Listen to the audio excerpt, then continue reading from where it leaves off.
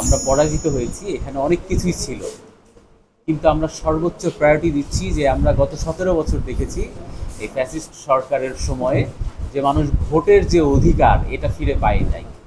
তো আমরা এই যে যে মানুষ আনন্দ উদ্দীপনার মধ্যে দিয়ে যে ভোট দিতে পারছে, আমরা এটাকে সর্বোচ্চ প্রায়োরিটি দিচ্ছি। অনেক ভুল ত্রুটি আছে, আমাদেরও অনেক ভুল ত্রুটি আছে, সমস্ত কিছুর ঊর্ধ্বে গিয়ে আমরা এই জায়গাটাকে প্রায়োরিটি দিচ্ছি।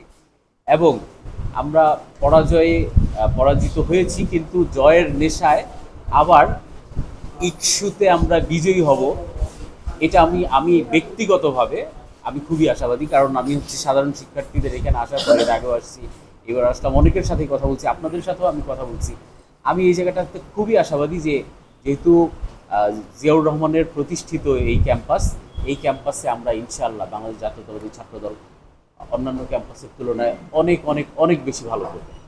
আমাদের আশা আকাঙ্ক্ষার জায়গাটা অনেক বেশি, চাহিদাটা অনেক বেশি, যে একটা ভালো সফলতা আসবে, সবাই সবার জায়গা থেকে চায়, তাই না? তো সেই ক্ষেত্রে দেখা গেছে যে প্রতিপক্ষ যদি অন্যভাবে চিন্তা করে যে না আমি এটাকে অন্যভাবে করবো, তো তখন সবাই একটু চিন্তা করে, না একটু ভয়ের ভিতরে থাকে, বা সবাই একটু অ্যালার্ট থাকে যে কিভাবে এটাকে একটু সুষ্ঠুভাবে পরিচালনা করা যায়।